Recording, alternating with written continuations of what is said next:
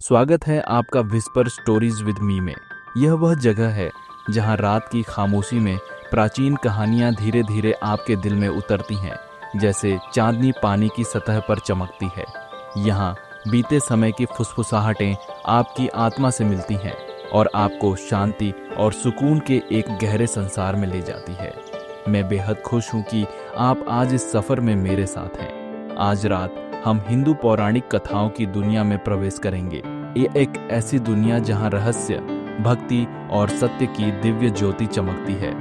कल्पना करें कि आप समुद्र के किनारे खड़े हैं, जहां सुनहरी रेत और लहरों की मधुर आवाज आपकी आत्मा को सुकून देती है। दूर क्षितिज पर एक चमचमाता नगर दिखाई देता है, द्वारका। सोने के शिखरों से सज्जित यह शहर स्वर्ग को छूता है और इसके जल में सितारों का प्रतिबिंब झिलमिलाता है। यही वह जगह है जहां हमारी कहानी शुरू होती है। बहुत समय पहले द्वारका के इस सुनहरे नगर में एक ऐसा रत्न था जो पूरे संसार में अद्वितीय था, स्यमंतक मणि। यह कोई साधारण रत्न नहीं था। यह इतनी दिव्य आभा से चमकता था कि सूरज की किरणें भी फीकी लगती। यह मणि देवताओं का उपहार थी और कहा जाता था कि जहां भी यह जाती वहां समृद्धि, शांति और खुशहाली का वरदान देती। द्वारका के लोग इसे अपनी सबसे अनमोल धरोहर मानते थे। इस मणि की सुनहरी रोशनी शहर को हमेशा ऐसा महसूस कराती थी जैसे खुद देवता उनकी रक्षा कर रहे हों। लेकिन एक दिन कुछ ऐसा हुआ जिसकी किसी ने कल्पना भी नहीं की थी। स्यमंतक मणि गायब हो गई। उसके साथ ही द्वारका की खुशहाली और शांति भी चली गई। जैसे ही मणि का प्रकाश फीका पड़ा, नगर पर एक अजीब सी उदासी छा गई और उस उदासी के साथ आई शक और आरोपों की फुसफुसाहटें। किसी ने तो यहाँ तक कह दिया कि यह मणि खुद भगवान कृष्ण ने चुरा ली है। कृष्ण, जिनका हृदय सुबह की ओस जितना निर्मल और पवित्र था, इन आरोपों से विचलित नहीं हुए। वह जानते थे कि सच्चाई को उजागर करना उनका कर्तव्य है। उन्होंने अपने लोगों से वादा किया कि वह मणि को ढूंढकर द्वारका का प्रकाश वापस लाएंगे। अब प्रिय श्रोता, खुद को इस पल में डुबा लें। अपनी सांसों की धीमी लय महसूस करें। चारों ओर फैली शांति को अपने भीतर समाहित करें। अपनी कल्पना में उस स्यमंतक मणि की चमक देखें जो फिर से प्रकट हो रही है और अपने सुनहरे प्रकाश से अंधकार को मिटा रही है। उसकी गर्माहट, उसकी दिव्यता को महसूस करें और उसे आपको शांति की ओर ले जाने दें। यही प्राचीन कहानियों का जादू है। यह हमें याद दिलाती है कि चाहे समय कितना भी कठिन क्यों न हो, सत्य और प्रकाश हमेशा अपना रास्ता ढूंढ लेते हैं। तो आज रात जब हम कृष्ण और स्यमंतक मणि की यह कथा सुन रहे हैं, आइए इस सफर में उनके साथ चलें, जंगलों के बीच, लहरों के पार और भक्ति और सत्य की गहराइयों तक। धीरे धीरे यह कहानी आपकी आत्मा को एक शांत लय में बहा ले जाएगी, जैसे समुद्र की लहरें किनारे पर लौटती हैं।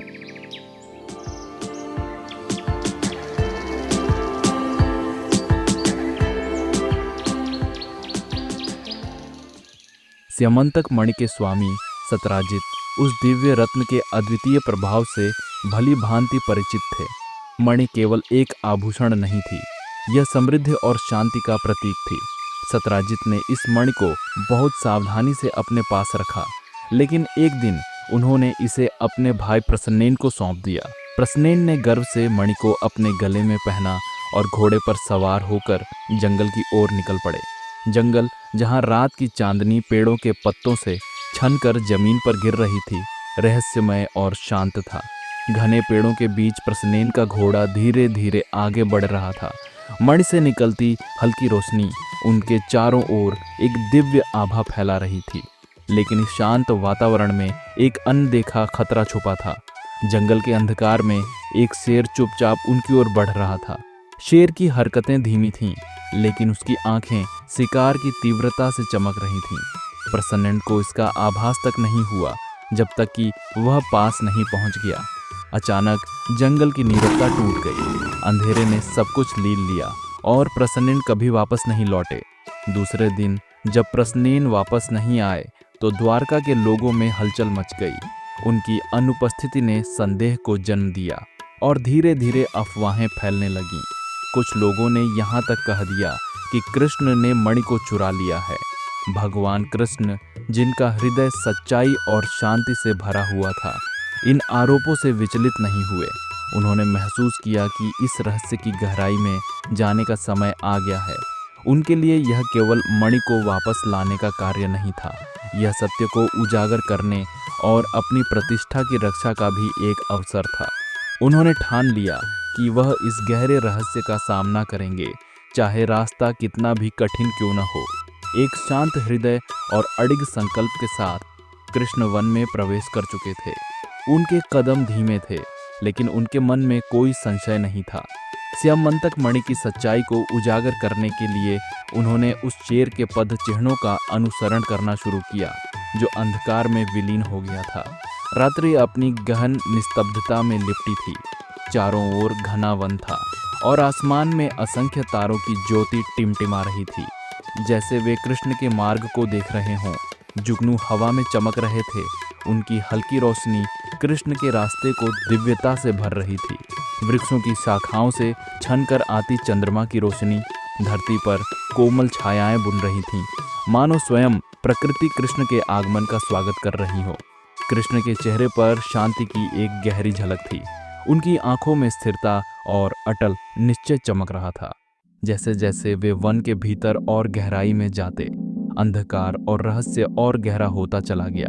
लेकिन कृष्ण जानते थे, जहां सत्य होता है वहीं प्रकाश होता है, और वे उसी प्रकाश की ओर बढ़ रहे थे। वन के गहन सन्नाटे में चंद्रमा की चांदनी के नीचे कृष्ण एक रहस्य के उत्तर की खोज में आगे बढ़ रहे थे।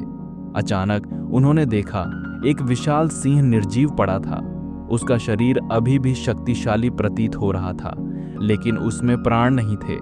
सिंह का यूं अचानक समाप्त हो जाना एक रहस्य था, किंतु जो सबसे अधिक महत्वपूर्ण था वह यह कि स्यमंतक मणि अब वहां नहीं थी। कृष्ण का मन गंभीर था। वह जानते थे कि यह मणि केवल एक साधारण रत्न नहीं थी, यह देवताओं का वरदान थी, जिसके कारण समृद्धि और सौभाग्य प्राप्त होता था। लेकिन अब यह अदृश्य थी, और सत्य को जानने के लिए उन्हें इस मार्ग को और आगे खोजना होगा। उन्होंने अपने चारों ओर दृष्टि डाली, और तभी उन्होंने जमीन पर कुछ अनोखा देखा। गहरी विशाल पद चिन्ह। यह किसी साधारण पशु के नहीं थे, ये भालू के जैसे थे, लेकिन सामान्य भालू से कहीं अधिक बड़े और भारी। सबसे अद्भुत बात यह थी कि ये पद चिन्ह हल्की नीली आभा से चमक रहे थे, मानो यह स्वयं उन्हें दिशा दिखा रहे हों। बिना किसी संकोच के कृष्ण ने उन पद चिन्हों का अनुसरण करना आरंभ किया। वन और घना होता चला गया। शाखाएं उनके मार्ग को छूती हुई प्रतीत हो रही थीं, लेकिन कृष्ण अविचलित थे। धीरे धीरे वे एक विशाल गुफा के द्वार पर पहुंचे। यह गुफा रहस्यमयी और प्राचीन थी। प्रवेश द्वार पर विशाल चट्टानें थीं और गुफा के भीतर अंधकार पसरा हुआ था, लेकिन अंधेरे के बीच कहीं हल्की सी रोशनी झलक रही थी। कृष्ण ने गहरी सांस ली और गुफा के भीतर प्रवेश किया।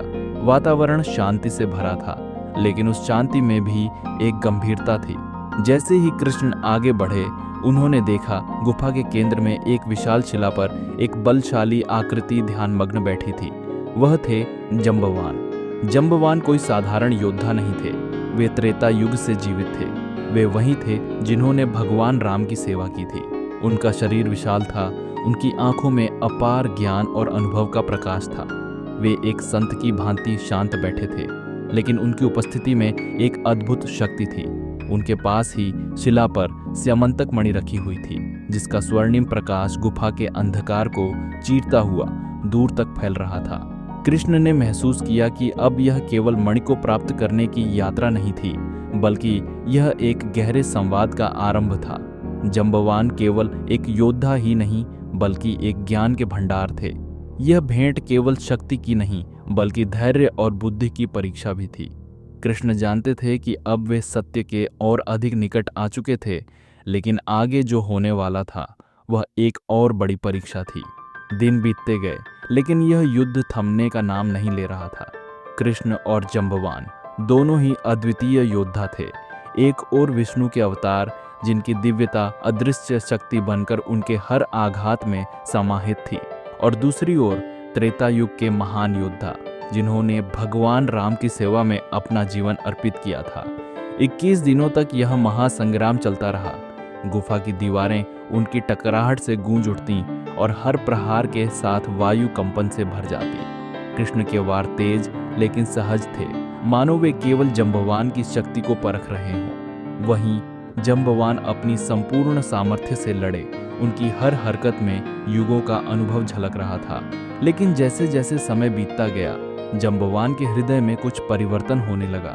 कृष्ण की आंखों में कुछ था, कुछ ऐसा जो उन्होंने पहले देखा था, कुछ ऐसा जो उनके हृदय के सबसे गहरे स्मरण को जागृत कर रहा था। हर आघात के साथ, हर प्रहार के बीच उन्हें अनायास ही त्रेता युग की झलकियां दिखने लगीं। उन्होंने देखा प्रभु राम धनुष थामे युद्ध के मैदान में खड़े हैं।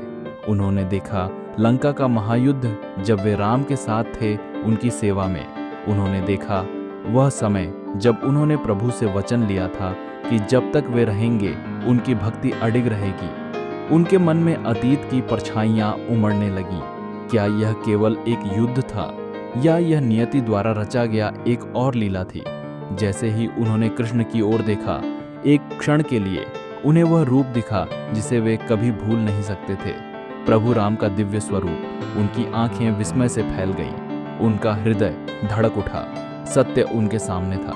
क्षण भर को समय ठहर गया। जंबवान के हाथ रुक गए। उनके नेत्रों में एक अद्भुत चमक थी, पहचान की, भक्ति की और आत्मसमर्पण की। उन्होंने अंततः सत्य को जान लिया। कृष्ण और कोई नहीं बल्कि वही थे, राम, उनके आराध्य, उनके नायक, उनके प्रभु जो पुनः लौटे थे। आंखों में आंसू लिए जंबवान ने कृष्ण के चरणों में सिर झुका दिया। वह समर्पण की स्थिति में थे, जैसे उनके हृदय की सारी भावनाएं एकत्रित हो गई हों। स्यमंतक मणि उनके और कृष्ण के बीच कोमल रूप से चमक रही थी, जैसे यह एक दिव्य कड़ी हो जो उनके बीच की नब्ज को जोड़ रही हो। जंबवान की बेटी जंबावती एक शांत और दिव्य आभा के साथ आगे बढ़ी। उसकी आंखों में समर्पण और श्रद्धा की गहरी झलक थी, जैसे उसने पहले ही कृष्ण को अपने मन में स्वीकार किया हो। वह एक पल के लिए खड़ी रही, जैसे इस क्षण की महिमा को अपने भीतर समेटने का प्रयास कर रही हो। कृष्ण शांति और आदर के साथ मणि को स्वीकार करते हुए बाहर की ओर बढ़े। गुफा के भीतर की गहरी शांति से बाहर आते हुए उनका रूप जैसे ही सूर्योदय की पहली किरणों में घुला, एक नए प्रकाश से भर गया। मणि उनके हाथ में थी और उनकी उपस्थिति में एक अनोखी दिव्यता थी। वन के पेड़ों की शाखाएं धीरे धीरे हवा में झूमने लगीं, जैसे यह समर्पण और शांति का प्रतीक हो। जंबवान के हृदय में संतोष था और कृष्ण का मन भी शांत था। उन्होंने जंबवान के साथ अपने रिश्ते को एक नई ऊंचाई पर देखा। अब उनका कार्य पूर्ण हुआ था। कृष्ण ने मणि को अपने साथ लिया और द्वारका की ओर वापस लौटे, जैसे उन्हें हर कदम में सच्चाई और शांति का आभास हो रहा हो। जंबवान ने अपनी बेटी को कृष्ण के साथ सौंपते हुए न केवल एक उपहार दिया, बल्कि अपनी श्रद्धा और भक्ति का सर्वोत्तम प्रमाण प्रस्तुत किया। कृष्ण ने कृतज्ञता से स्वीकार किया और उनके हृदय में उस क्षण के लिए एक गहरी शांति थी। द्वारका लौटते हुए कृष्ण का मन पूर्ण था और वह जानते थे कि इस यात्रा ने केवल मणि को वापस लाने का कार्य नहीं पूरा किया, बल्कि एक नई सच्चाई की भी परतें खोली थीं। कृष्ण द्वारका के स्वर्णिम नगर में खड़े थे। उनके हाथों में स्यमंतक मणि हल्की रोशनी बिखेर रही थी। जैसे ही वह वहां खड़े थे, मणि की चमक केवल प्रकाश नहीं थी, बल्कि एक दिव्य सत्य और ईमानदारी का प्रतीक थी। द्वारका के आकाश में चंद्रमा अपनी शांति से टिमटिमा रहा था और कृष्ण के चेहरे पर एक गहरी संतोष और शांति का आभास था। उन्होंने मणि को अपनी ओर देखा और उनके भीतर एक अदृश्य शक्ति का एहसास हुआ। वह शक्ति जो सत्य से आती है, जो कभी भी किसी अंधकार को नहीं स्वीकार करती। कृष्ण की यह यात्रा हमें यह सिखाती है कि सत्य और ईमानदारी हमेशा हमें अंधकार से बाहर निकालकर उजाले की ओर ले जाती है। जब जीवन के कठिन रास्ते हमें घेर लें, तब भी सत्य का प्रकाश हमें सही दिशा दिखाता है। जैसे कृष्ण ने सच्चाई की राह पर चलते हुए मणि को वापस पाया, वैसे ही हमें भी अपने जीवन में हर परिस्थिति में सत्य का पालन करना चाहिए। यह कहानी केवल एक मणि की नहीं, बल्कि एक आत्मविश्वास और सत्य के मार्ग की है, जो हमें जीवन के हर मोड़ पर शक्ति और शांति प्रदान करती है। जैसे कृष्ण ने अपनी यात्रा में शांति पाई, वैसे ही इस कहानी से हमें भी शांति और संतोष मिल सकता है। यह कहानी हमें यह याद दिलाती है कि हम सब में वह शक्ति है जो अंधकार को पार करके उजाले की ओर बढ़ सकती है। आपका धन्यवाद इस यात्रा में हमारे साथ आने के लिए। हम आशा करते हैं कि यह कहानी आपके दिल में शांति और सच्चाई का बीज बोए। शुभ रात्रि और आपका हर सपना उज्जवल हो। अगर आपको हमारी कहानी पसंद आई हो तो कृपया हमारे channel whisper stories with me को लाइक और सब्सक्राइब करें ताकि हम और ऐसी अद्भुत कहानियां आपके साथ साझा कर सकें। धन्यवाद और शुभ रात्रि।